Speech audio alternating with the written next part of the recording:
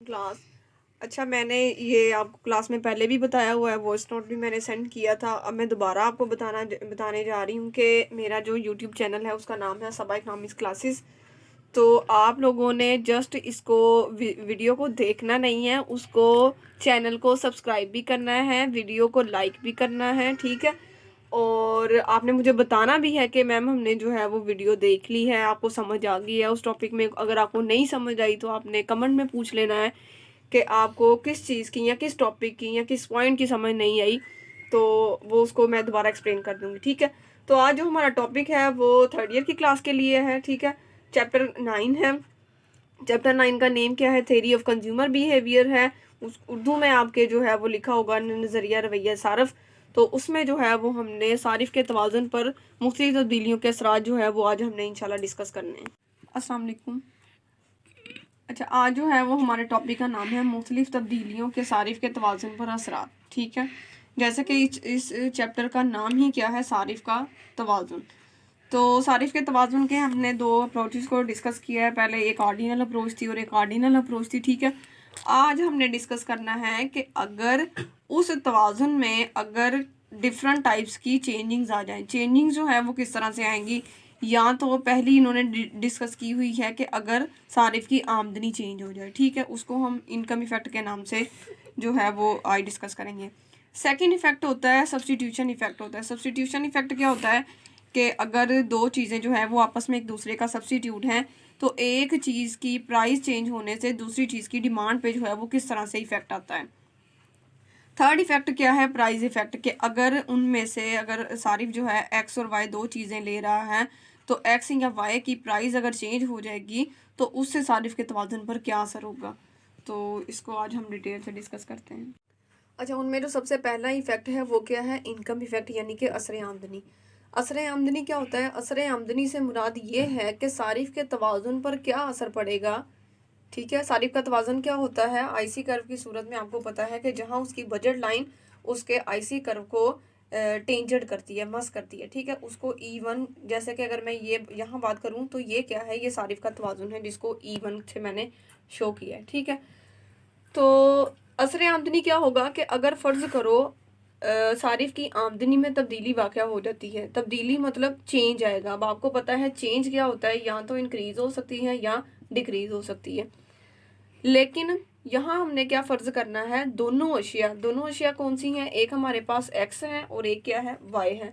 दोनों अशिया की जो प्राइजेज़ हैं, कीमतें हैं, वो चेंज नहीं होंगी। यानी कि इसको मैं इस तरह से लिख सकती हूँ कि price of X and price of Y जो है वो क्या रहेंगी? फिक्स रहेंगी। चेंज किसने होना है? सिर्फ कंज्यूमर की इनकम ने। तो उससे सारिफ के तवाज़ुन पर क्या असर पड़ेगा? उसको हम कहते हैं असर आमदनी। तो अगर मैं इधर आ जाऊं, यहाँ पे क्या हुआ है? यहाँ पे एक हमने इनिशियल बजट लाइन ली है जिसको ए से डिनोट किया है, ठीक है। यहाँ पर एक्स एक्सिस पर एक्स शेयर ले रहे हैं, वाई एक्सिस पर वाई शेयर ले रहे हैं, और यहाँ पे एक आईसी कर्व है जो कि इस बजट लाइन को E1 पर टेंजेंट कर रहा है। तो इसलिए हम कहते हैं कि यहाँ पर वो एक्स की x1 और वाई की y1 इकाइयाँ ले रहा है। ये सारिफ का तवाज़ुन है, ठीक है। तो अब हमने देखना है कि असर आमदनी क्या है। हम पहले फ़र्ज़ करते हैं कि फ़र्ज़ करो सारिफ की इनकम जो है वो इंक्रीज़ हो जाती है। अच्छा, इनकम इंक्रीज़ होने से क्या होगा? वो एक्स की उसका ये जो बजट लाइन है, ठीक है, बजट लाइन क्या है कि उसके पास कितने पैसे हैं जो कि वो इन दोनों चीज़ों की ख़रीदारी पे खर्च कर सकता है। तो डेफिनेटली अगर उसकी इनकम इंक्रीज़ हो गई है तो उसका बजट लाइन क्या करेगा? ऊपर शिफ्ट हो जाएगा। ये बिल्कुल पैरेलल हम एक लाइन लगा रहे हैं, ठीक है। इसको मैं नाम दे दूं बी, ठीक है। बी भी दे सकते हैं या आप इसको ए डैश भी कह सकते हैं, ठीक है, ए बार भी कह देते हैं। तो यहाँ पे क्या हुआ? तो ये जो उसकी बजट लाइन है वो उसके बिल्कुल पैरेलल ऊपर शिफ्ट हो गई है। ये क्या शो कर रही है कि अब सारिफ की इनकम इंक्रीज होने से वो एक्स की भी ज़्यादा इकाइयाँ ले सकता है और वाई की भी ज़्यादा इकाइयाँ ले सकता है। हम फर्ज करें यहाँ 5 से इसको इंक्रीज कर दे 10 कह सकते हैं, और यहाँ इसको 10 से इंक्रीज करके 20 या 15 कह सकते हैं, ठीक है। तो उसका जो न्यू आईसी कर्व होगा वो उसकी बजट लाइन को IC2 पे E1 पॉइंट पे टच करेगा, ठीक है। ये उसका सारिफ का जो तवाज़ुन है वो अपवर्ड शिफ्ट हो गया है। इसी तरह सारिफ की आमदनी में तब दूसरी तब्दीली क्या हो सकती है कि फ़र्ज़ करो सारिफ की आमदनी पहले से कम हो जाए। पहले से कम होने से क्या होगा, उसकी बजट लाइन जो है वो उसके बिल्कुल पैरेलल बैकवर्ड शिफ्ट हो जाएगी, बिल्कुल इस तरह से, ठीक है। तो इसकी वो क्या कर देगा, अब वो एक्स की भी कम इकाइयाँ लेगा और वाई की भी। एक्स की 2 को 5 से कम करके हम इसको 2.5 कह सकते हैं, और इसको जो है वो नाम ए डैश कह देते हैं, इसको ए डैश कह दिया, और यहाँ पे इसको हाफ किया तो 5 आ गया। तो यहाँ पे उसका बिल्कुल आईसी कर्व, जो कि इसको आईसी नोट मैं कह दूं, तो ये पॉइंट जो होगा ये ई नोट होगा। तो हुआ क्या कि सारिफ का तवाजुन जो है वो इनकम इंक्रीज होने से अपवर्ड शिफ्ट हो जाएगा और इनकम कम होने से बैकवर्ड शिफ्ट हो जाएगा। और ये सब कुछ हो कब रहा है, जब एक्स और वाई दोनों शय जो हैं वो क्या हैं, नॉर्मल अशिया हैं, नॉर्मल, ठीक है, नॉर्मल गुड्स, उर्दू में इसको नॉर्मल अशिया कहा जाता है। नॉर्मल अशिया कौन सी होती हैं कि इनकम इंक्रीज होने से सारिफ उसकी खरीदारी ज़्यादा कर देता है, जैसे कि ये अपवर्ड शिफ्ट हुआ है, और इनकम कम होने की सूरत में वो उसकी खरीदारी पहले से कम कर देता है, जैसे कि ये बैकवर्ड शिफ्ट हुआ है। तो इन तीनों पॉइंट्स को E1, E2 और E3 को मिलाने से जो हमारे पास एक अपवर्ड कर्व आता है, इसको कहते हैं इनकम कंजम्पशन कर्व, ICC, ठीक है। और ये हमेशा अपवर्ड होता है। अपवर्ड यही शो करता है कि जैसे जैसे सारिफ की इनकम इंक्रीज हो रही है, वो पहले से ज़्यादा एक्स और वाई की दोनों की अशिया की खरीदारी ज़्यादा कर रहे हैं, जबकि क्या है, एक्स और वाई दोनों क्या है, नॉर्मल अशिया हैं। अच्छा, असर आमदनी में जो है वो 2 फर्दर केसेस बताए गए हैं, जैसे कि मैं पहले बता रही थी आपको कि जो हमने अभी डिस्कस किया है ICC कर्व, वो नॉर्मल अशिया की सूरत में था, ठीक है। अच्छा, फर्दर आपकी बुक में 2 केसेस दिए गए हैं जिसमें कि अगर फ़र्ज़ करो कि घटिया शय हो, ठीक है। आपको पता है कि इसमें हम एक्स यहाँ वाई ले रहे होते हैं, यहाँ एक्स ले रहे होते हैं। तो यहाँ 2 केसेस इस तरह से डिस्कस करने हैं कि पहले केस में आपने फ़र्ज़ करना है कि एक्स शय घटिया हो और वाई शय नॉर्मल हो, ठीक है। इसी तरह दूसरा केस आपने बनाना है जब वाई शय घटिया हो और एक्स शय जो है वो क्या हो, नॉर्मल हो। ये दोनों केस जो हैं ये आपने खुद बनाने हैं, ये आप लोगों की असाइनमेंट है, ठीक है। मंडे वाले दिन इंशाल्लाह मैं आप लोगों से जो है वो चेक करूँगी कि आपने वाकई वो सही बनाया या नहीं बनाया। अच्छा, जो नेक्स्ट है चेंज आएगा, तब्दीली आएगी, वो क्या हो सकती है, वो ये हो सकती है कि फ़र्ज़ करो एक्स और वाई जो 2 शय हम ले रहे हैं, उनमें से किसी की एक की कीमत जो है वो चेंज हो जाए, ठीक है। तो यहाँ पे देखो इन्होंने लिखा हुआ है कि असर कीमत से मुराद ये है कि सारिफ के तवाज़ुन पर क्या असर पड़ेगा अगर एक्स शय की कीमत में तब्दीली वाक़या हो जाए। तो इन्होंने ज़्यूम किया है कि फ़र्ज़ करो अगर एक्स और वाई 2 चीज़ें हैं, तो उनमें से एक्स शय जो है उसकी प्राइस चेंज हो जाए, लेकिन वाई शय की प्राइस में कोई भी चेंज ना आए, वाई शय की कीमत जो है वो फिक्स रहे। और दूसरा उन्होंने फ़र्ज़ किया हुआ है कि फ़र्ज़ करो आपकी जो इनकम है, सारिफ की इनकम भी है, वो भी क्या है, फिक्स है, वो भी चेंज नहीं होगी। तो यहाँ क्या है, यहाँ इनिशियल स्टेज पे हमने बनाया हुआ है आईसी कर्व, जहाँ पे आईसी कर्व जो है वो ए बजट लाइन को जहाँ पे टच करता है, इस पे क्या था कि वो वाई की 10 इकाइयाँ ले रहा है और एक्स की 5 इकाइयाँ ले रहा है, ठीक है। तो ये क्या था, ये बुनियादी तवाज़ुन होता है। अब ये सारिफ का तवाज़ुन चेंज किस तरह से होगा, फ़र्ज़ करो हम कह रहे हैं कि प्राइस ऑफ एक्स चेंज होगी, ठीक है, change in price of x आएगा। तो वो किस तरह से हो सकता है, या तो प्राइस ऑफ एक्स इंक्रीज होगी या प्राइस ऑफ एक्स जो है वो डिक्रीज होगी। तो अगर हम पहले की बात इसकी बात करें कि अगर फ़र्ज़ करो प्राइस ऑफ एक्स कम हो जाए, जो एक्स है वो पहले से सस्ती हो जाए, तो डेफिनेटली क्या होगा, पहले अगर एक चीज़ एक्स जो है वो एक 5 रुपए की आ रही है, ठीक है, अगर मैं वैसे फ़र्ज़ करो प्राइस ऑफ एक्स 5 है, तो price of X is equal to 5, तो वो कितनी उसकी इकाइयाँ ले रहा है, वो 5 उसकी इकाइयाँ ले रहा है। फ़र्ज़ करो उसके पास जो है वो 25 रुपये हैं, तो उसमें वो 25 के 25 रुपये जो है वो उस पर खर्च कर रहा है, एक्स की 5 इकाइयाँ ले रहा है। अब क्या होगा अगर प्राइस ऑफ एक्स कम हो जाए, यही जो है वो 3 रुपये की चीज़ हो जाए, ठीक है। तो अब वो 25 रुपये में से कितनी चीज़ें ले सकता है अगर प्राइस ऑफ एक्स जो है वो 3 रुपये हो जाए, ज़्यादा से ज़्यादा आप कह सकते हो कि 8 पे चला जाएगा, ठीक है, 8 से राउंड अबाउट एक 8.1 या 2 आएगा।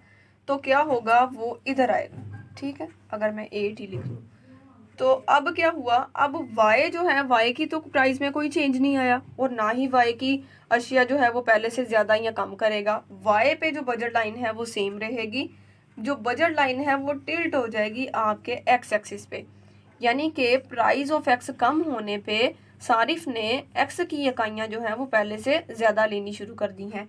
ये a थी, इसको मैं ये नीचे लिख के a डैश कह सकती हूँ, ठीक है।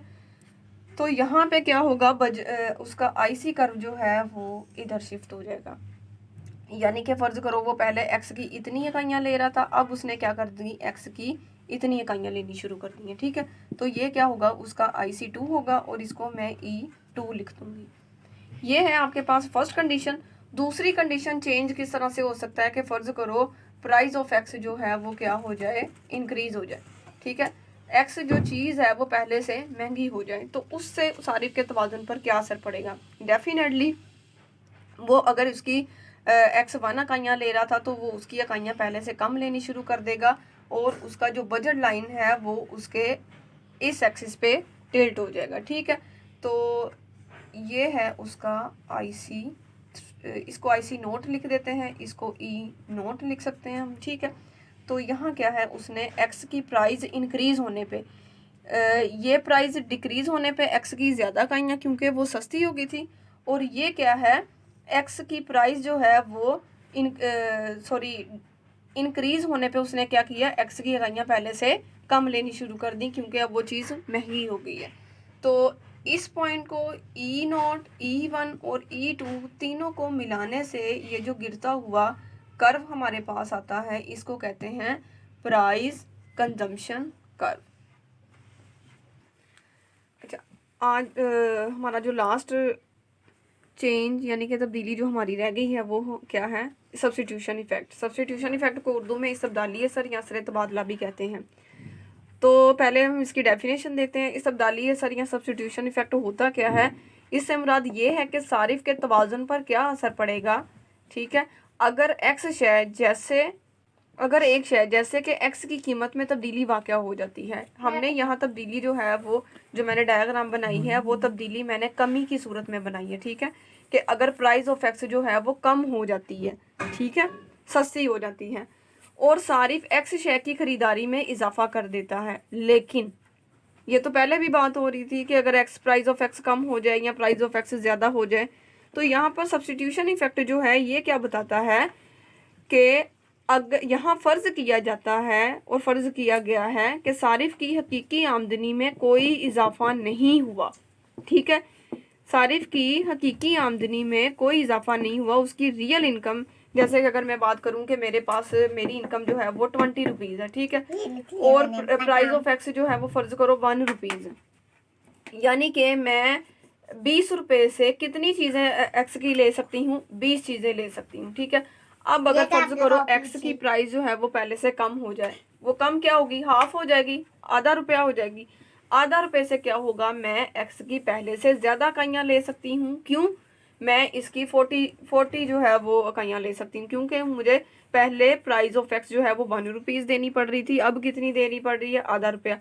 तो डेफिनेटली ये जो 20 से 40 मैंने उसकी क्वांटिटी ऑफ, तो प्राइस ऑफ एक्स कम होने से मैंने जो 20 से 40 यूनिट एक्स के परचेज़ करने शुरू किए हैं, तो ये मेरी इनकम इंक्रीज़ होने की वजह से नहीं हुआ। ये क्यों हुआ है, क्योंकि प्राइस ऑफ एक्स चेंज हुई, कम होगी, चीज़ सस्ती होगी, तो मेरी रियल इनकम में मेरी नॉमिनल इनकम इंक्रीज़ नहीं हुई। वो तो मेरे 20 रुपीज़ पहले भी मिल रहे थे, अभी मुझे 20 रुपीज़ ही मिल रहे हैं। जो चेंज आया है वो मेरी रियल इनकम में आया है, यानी कि मेरी परचेजिंग पावर इंक्रीज़ हो गई है।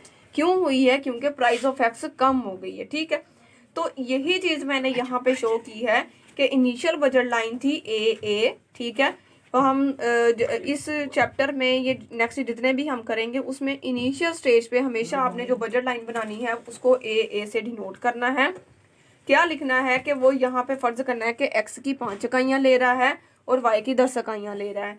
IC1 पे उसको जो है वो E1 पे यहाँ पे क्या हुआ है, उसको तवाज़ुन हुआ है। यहाँ पे क्या हुआ, वो एक्स की X1 इकाइयाँ ले रहा है। अब देखो कि अगर उसकी प्राइस ऑफ एक्स कम होगी, वो 20 से कितने यूनिट अब लेगा, 40 यूनिट लेगा। तो डेफिनेटली x1 से मैं किधर शिफ्ट कर जाऊंगी, x2 पे।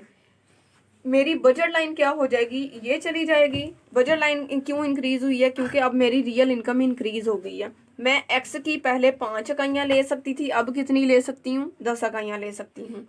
लेकिन हमने यहाँ पे ये कहना है कि ये जो सारिफ की बजट लाइन टिल्ट हुई है, अपवर्ड शिफ्ट हुई है, हमने उससे ये इजाफा वापस ले लेना है। हमने फर्ज करना है कि उसकी रियल इनकम में कोई भी चेंज नहीं आया। तो इजाफा वापस लेने के लिए हम क्या करते हैं, उसकी ये जो हमने अपवर्ड शिफ्ट किया था ना, ए से ए बी पे जो मैंने ये न्यू बजट लाइन बनाई थी, इसके बिल्कुल आपने स्केल रखना है। इसके बिल्कुल पैरेलल जो है वो एक बजट लाइन बनानी है, जो कि पुरानी बजट लाइन को इस एक पॉइंट से टच करती हुई गुजरेगी, ठीक है ना, इसके बिल्कुल पैरेलल। अगर मैं आपको दिखाऊं ये वाली बजट लाइन और ये जो मैंने डॉटेड के साथ बजट लाइन बनाई है, इन दोनों का स्लोप जो है वो सेम है। ये क्यों बनाया है, ये डॉटेड लाइन क्यों बनाई जाती है, ये हमने उसकी जो रियल इनकम इंक्रीज होने का जो उसका पास एक, उसको कह लो कि एक बेनिफिट हुआ है, वो हमने उससे वापस ले लेना है। हमने कहना है कि उसकी रियल इनकम में कोई चेंज नहीं आया, बल्कि वो पुराने ही इनकम पे मौजूद है। तो ये जो डॉटेड लाइन पे ये जो डॉटेड लाइन बजट लाइन हमने बनाई है, इसको मैं सी अगर डिनोट कर दूं, ठीक है, ये सी जो है ये पुराने ही आईसी कर्व को पॉइंट E2 पे टच कर रही है। तो पॉइंट E1 से E2 में जो इंक्रीमेंट होता है या जो चेंज आता है, उसको हम कहते हैं, ये हमारा क्या है, सब्स्टिट्यूशन इफेक्ट है, जो x1 से x2 में डिनोट किया गया है।